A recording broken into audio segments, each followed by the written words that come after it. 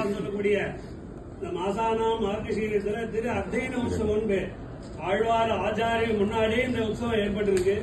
4 வேதங்களும் பெருமாள் 4 விதமாக ஒவ்வொரு நாளும் ரிக்வேதம், சாமவேதம், அதர்வண வேதம் சொல்லக்கூடிய 4 வேதங்களும் அத்தியனம் செய்யக்கூடியதான் திரு அத்தியன உற்சவம் பேரு.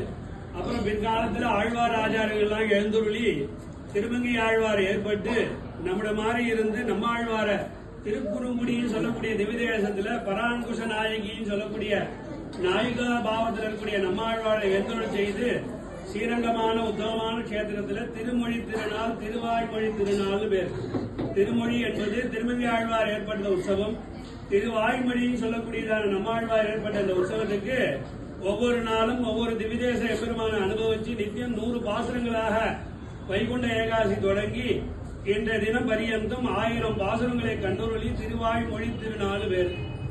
ஆழ்வார் பிறந்தவனே சொல்றார், கலியும் கல்வினே என்ற கலிபுருஷன் பயந்து ஓடி போட்டான நம்ம ஆழ்வார் அவதாரம் பண்ண உடனே இந்த கோரமான கலியில எல்லாரும் மனசெல்லாம் மாறி போய் என்ன ஒரு பக்தி வசத்தால பகவானை அடையாம எல்லாத்தையும் சாப்பிட்டு எல்லாமே இருந்துட்டு பொழுது போக்கிட்டு இப்படியே பிறக்கிறதுக்கு நாம பிறக்கல. உயர்நலம் உடையவன் எவனவன், மதிநலம் அருளினன் எவனவன் சொல்றார் முதல் பாசுரத்திலே. ஆழ்வார் சொல்லும் பொழுது உமக்கே நாமா செய்வோம் என்ற ஆண்டார் சொல்லும் பொழுது ஆழ்வார் சொல்லும் பொழுது காண்கள் எல்லாம் கண்ணன் கடலை நன்னும் மடமுடையர் என்னும் திருநாமம் இன்னும் நாரணமே என்ற என்ன ஒரு பிரசாதத்தை சாப்பிட்டாலும் நீ கிருஷ்ணார்ப்பணம் பகவத் அர்ப்பணம் பண்ணலன்னா நீ புரோஜனம் இல்லைன்ற பிறந்ததுக்கே புரோஜனம் இல்லை. அந்த ஜீவாத்மா பரமாத்மா சம்பந்த தத்துவத்தை தான் பராங்குஷ நாயிகாக அனுபவிச்சு திருவாழ்மொழியில 1000 பாசுரங்களை சொல்லிட்டு இருக்க.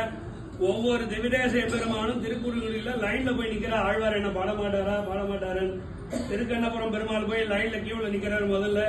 அப்புறம் சீனிவாச பெருமாள் நிக்கிறார், அழகர் நிக்கிறார். ஏன்னு கேட்டா அந்த குழந்தை அம்மா வயிற்றுல பிறந்து பால் சாப்பிடல, மலமூத்திர விசர்ஜனம் பண்ணல, அப்படியே யோகத்துல உட்காந்து இருக்கு போய் புலி மரத்துல. அப்பேற்பட்டதான ஒரு அவதாரம் என்னன்னு கேட்டா நம்முடைய நம்மாழ்வாருடைய அவதார மகிமை.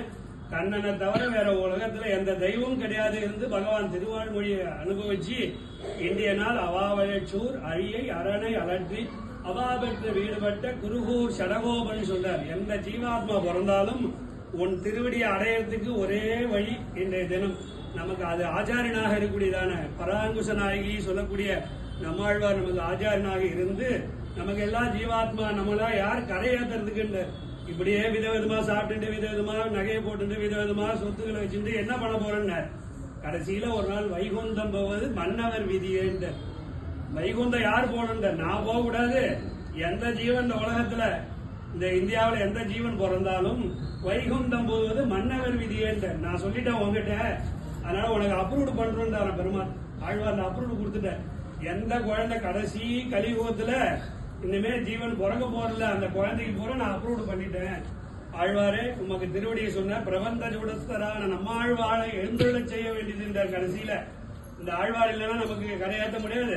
அதனால நமக்கு என்ன சொல்றாரு, மானுஷமான உலகத்துல திருவடியில இருந்து பெருமாள் திருவடி தொழிலான வைபவம் இன்றைய தினம் உற்சவம் பூர்த்தி ஆகி ஆழ்வார் சுவாமி அருளி செய்ய சொல்லக்கூடிய திருவாழ்மொழியில அர்ச்சக சுவாமி ஆழ்வாரை எழுந்தருள பண்ணி பெருமாள் திருவடியிலிருந்து துளசி அர்ப்பணம் பண்ணி இன்னி பாசுரம் அவாவழச்சூர் அழியை அரணை அலற்றி அவாவற்று வீறுபட்ட கொடுகூர் சடகோபன் சொல்லக்கூடியதான நிலையில இந்த பெருமானுடைய விசேஷமான இந்த பாசுரத்தை அனுபவிச்சு நாம எல்லாரும் வைகுந்தம் போவது மன்னவர் விதியே என்றார். அதனால எல்லாருக்கும் வைகுண்டம் அப்ரூவ் ஆயிடுது. இன்னைக்கு தினம் வைகுண்ட வாசனை, இதுவே வைகுண்ட வாசனை. இந்த ஊர்ல தான் கைலாயமும் இருக்கு, வைகுண்டமும் இருக்கு. அதனால பெருமாள் வைகுண்ட வாசனே எல்லா ஊர்லயும் நான் போய் தேடி போக தேவையில்ல.